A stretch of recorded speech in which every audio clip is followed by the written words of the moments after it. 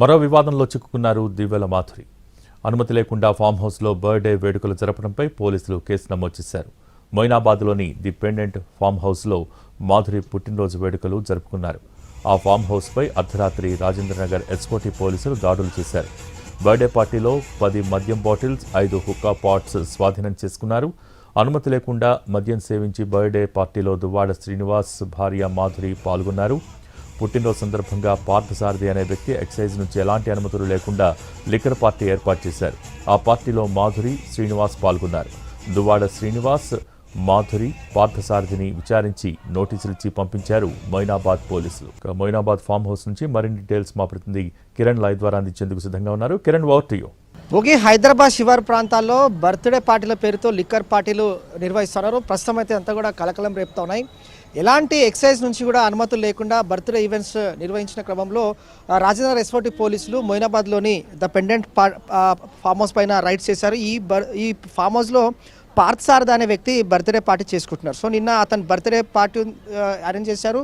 So Duvvada Srinivas అలాగే దువ్వాడ మాధుని ఇద్దరు కూడా అతను ఇన్వైట్ చేశాడు. అనుమతులు లేకుండా లిక్కర్ పార్టీ నిర్వహించడంతో పాటుగా పోలీసులకు ఇన్ఫర్మేషన్ అందింది. మద్యం పార్టీ అరేంజ్ చేశాడు పార్థసారథి. సో దువ్వాడ శ్రీనివాస్, దువ్వాడ మాధుని కూడా ఇన్వైట్ చేశాడు.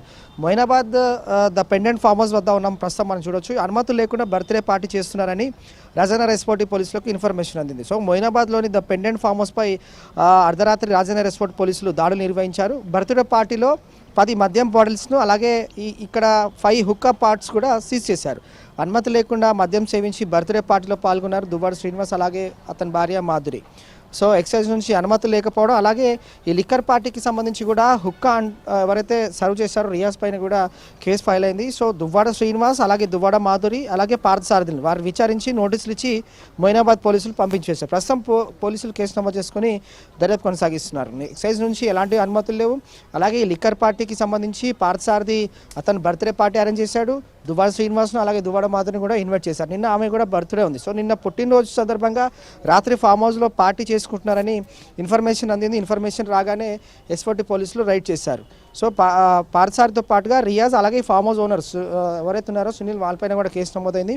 దువ్వాడ మాధురి బర్త్డే పార్టీలో వీరు లిక్కర్ కూడా చేసినట్టు తెలుస్తుంది. సో మొయినాబాద్ పోలీసులు అయితే ప్రస్తుతం కేసు నమోదు చేసుకొని దర్యాప్తు కొనసాగిస్తున్నారు. వారిని విచారించి వారి నుంచి డీటెయిల్స్ తీసుకొని వారికి నోటీసులు ఇచ్చి పంపించి వేశారు. భోగి.